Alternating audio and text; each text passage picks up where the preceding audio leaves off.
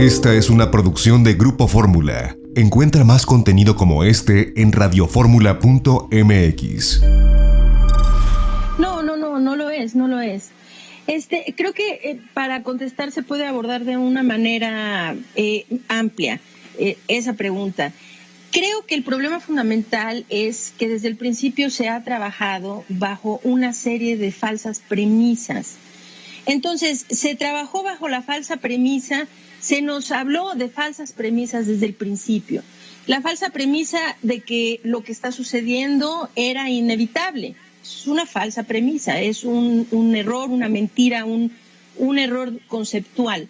No era inevitable. Y ahora, conforme el tiempo ha avanzado, podemos ver muy bien eso, que era falso. Hay países en donde realmente la pandemia ha ocurrido de forma muy leve, la han podido controlar perfectamente, han tenido muy bajo número de defunciones, incluso algún país como Vietnam sin defunción alguna, ¿no? Entonces, esto no era inevitable, se trabajó primero bajo esa falsa premisa.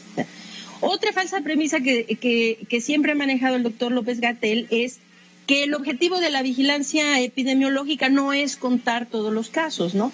Entonces, es decir, lo que él ha hecho es manejar una serie de falsas premisas que lo llevan a disculparse cuando la situación va a salir muy mal, ¿no? Como está saliendo muy mal. Es decir, que ahora estamos ya rebasando los 25.700 casos, defunciones. Sí, y casos 2.200. tenemos un número elevadísimo también de casos confirmados. 208,000, tengo aquí la lista. ¿Perdón? 208,000 casos confirmados en la lista. 208.392 casos confirmados con 25.779 defunciones. Entonces, bueno, aquí vamos a decir, de manera general, la falsedad más grande es esto. ¿Cuál era el objetivo del doctor López-Gatell? ¿Cuál era su trabajo? ¿Cuál es su trabajo? ¿No? Cuando él habla de vigilancia epidemiológica, da la impresión que él quiso tratar este problema como si estuviera vigilando un fenómeno de influenza estacional, ¿sí? Entonces, esto no se trataba de vigilancia epidemiológica, se trataba de control, de controlar concretamente la peor pandemia que ha tenido el ser humano en el último siglo, ¿no? Entonces, no era vigilarlo como se vigila la influenza estacional, por ejemplo. Entonces, se trabaja bajo esa falsa premisa. Después se dice, por ejemplo, la meta actualmente es ver por la disposición o disponibilidad hospitalaria. Entonces, yo estoy asumiendo esa meta y mientras no colapsen los hospitales, entonces, como dijo ayer, entonces lo que estamos viendo es éxito. Nuestra estrategia es exitosa. O sea, tuvo la osadía de hablar de éxito cuando estamos contando más de 25,000 muertos, ¿no? Entonces, ¿por qué? Porque tal vez al doctor nunca le quedó claro cuál era el objetivo o cuál era en realidad su trabajo o cuál era la meta que tenía que perseguir, ¿no? Entonces, ahorita parece que él persigue la meta de que los hospitales no colapsen. Bueno, muy bien, pero lo mismo que la vigilancia epidemiológica, ese no tendría que haber sido su objetivo, ni tampoco ahorita la disponibilidad. El objetivo desde el inicio tuvo que haber sido cortar las cadenas de transmisión, es decir, detener los contagios, impedir los contagios. Ese es el cometido para controlar una epidemia de esta magnitud. Pero al mismo tiempo nos están diciendo que urge reactivar la economía porque la debacle, el caos económico que vendrá aparejado con la pandemia de coronavirus va a ser incluso lamentable, peor, aumentará el número de pobres, aumentará el número de ciudadanos en pobreza extrema, quebrarán los negocios, estamos hablando de muchísimos, el Producto Interno Bruto, es decir, la riqueza nacional, se va a la cuneta de 10-12% en este 2020, año perdido, para recuperarse va a ser materialmente imposible. Eso es lo que tengo la impresión de que permite a la sociedad medir en el bolsillo el impacto que está teniendo el gobierno del presidente López Obrador. Y por ahí hay entonces un manejo ideológico, cuasi religioso de las opciones que se le brindan a la sociedad para, según esto, darle seguimiento al impacto de la pandemia. Tengo esa impresión, porque efectivamente otros países han logrado mayor éxito y México todo lo contrario. Sí, así es. Es que volvemos otra vez a una falsa premisa o una dicotomía falsa también. Esta situación, es decir, la economía está definitivamente colapsando. Es una catástrofe económica que, igual que la catástrofe sanitaria, no va a tener precedente así de décadas o tal vez un siglo atrás, ¿no? La magnitud de la catástrofe, tanto sanitaria como económica. Pero aquí no es o reactivamos la economía o nos encargamos de la pandemia. A ver, no hubiéramos tenido esta catástrofe económica si la pandemia se hubiera manejado adecuadamente desde el principio, porque desde el principio se tuvo que haber hecho una estrategia de contención, que es lo que han hecho todos los países que han tenido éxito. Siguiendo una estrategia de contención, entonces se hubiera enfocado los esfuerzos en detener los contagios. ¿Por qué? Vamos a entenderlo con claridad. Se detiene un contagio, entonces un contagio es un potencial enfermo mañana. Ese potencial enfermo se vuelve un potencial hospitalizado, que el hospitalizado se vuelve un potencial muerto. Entonces, a ver, ¿cómo controlamos a los hospitalizados? No es más camas, más ventiladores, más médicos, no. O sea, esto es dinero que desde luego se está invirtiendo en algo que ahorita, dadas las condiciones, no queda remedio, se tiene que hacer, porque efectivamente colapsarían los hospitales si no se hiciera. Pero el remedio no es ese.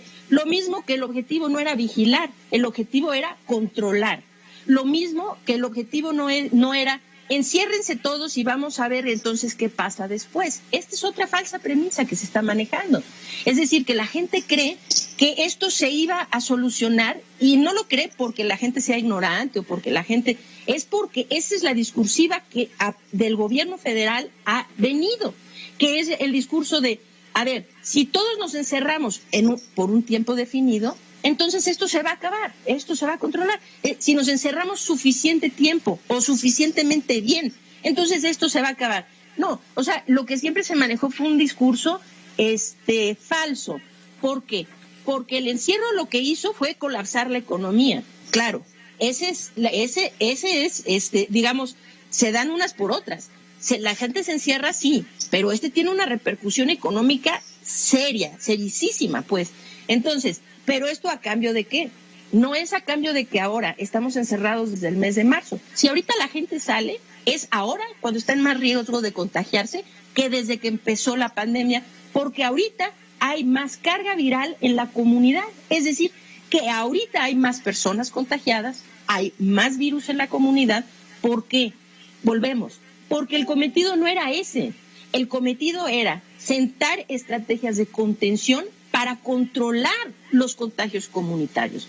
Si esto se hubiera hecho, entonces esos 3 meses de encierro y ese sacrificio gigantesco, tanto social como económico, que se ha hecho, hubiera tenido un sentido. Entonces, ahora sí sale la gente, pero podemos salir y retornar a las actividades con la seguridad de que el gobierno ya hizo lo suyo para controlar los contagios.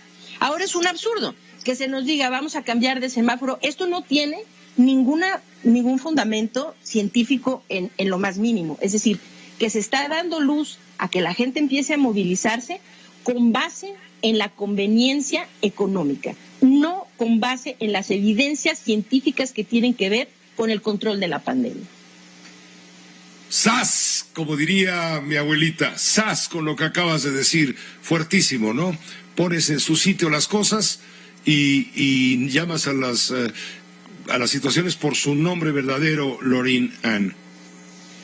Sí, pues es que creo que es muy importante que la gente esté enterada de lo que está pasando y creo que es importante que levantemos la voz, porque aquí es otro, así como nos dijeron algo que no era cierto y la gente tiene que estar enterado. El simple encierro no solucionó las cosas y esto es obvio. Es decir, el encierro lo que hizo fue hacer más lenta la transmisión. El objetivo de esto era darle tiempo a las autoridades para hacer lo que tenían que hacer. Durante este tiempo lo que tendrían que haber hecho es hacer una estrategia de control epidemiológico real, ¿sí? Una estrategia real de control epidemiológico, mientras la gente hacía este grandísimo sacrificio de mitigación.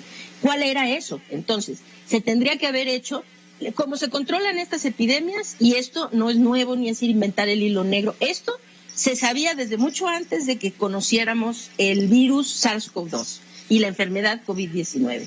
¿Cómo se controlan las epidemias infecciosas, de transmisión infecciosa de este tipo? Se controlan con un número amplio de pruebas diagnósticas que permitan detectar al número más amplio posible de casos para poder esos casos aislarlos, es decir, sacarlos de la comunidad que transmite la enfermedad. Ahora, aislándolos a ellos, ¿qué se necesita hacer? Se necesita entonces buscar qué contactos tuvieron y hacer pruebas a esos contactos. A eso se le llama seguimiento, o sea, búsqueda y seguimiento de casos y el rastreo de contactos.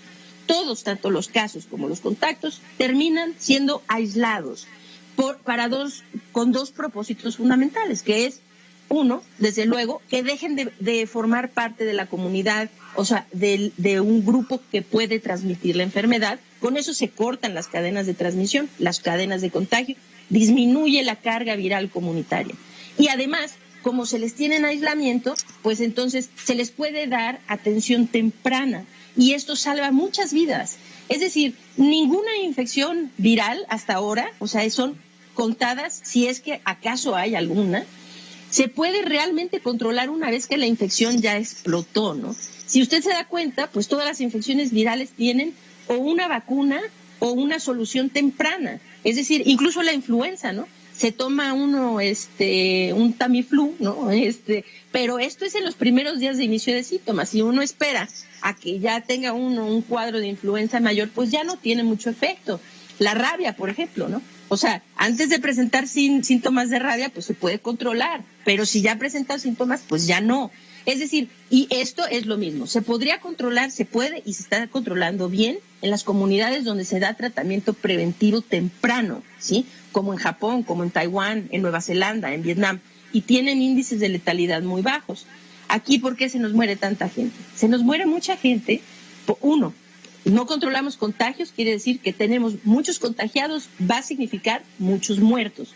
Dos, esos contagiados no se les da ningún seguimiento. Señor, váyase a su casa si no tiene síntomas y regrese cuando le falte a usted la respiración. Esa persona, si va al hospital cuando le falta la respiración, ya es demasiado para hacer algo por esa persona. Es demasiado tarde. Es decir, que esa persona ya llegó demasiado enferma para que realmente se le pueda dar un tratamiento adecuado que le salve la vida. Entonces es muy importante eso, la parte temprana. Esta fue una producción de Grupo Fórmula. Encuentra más contenido como este en radioformula.mx.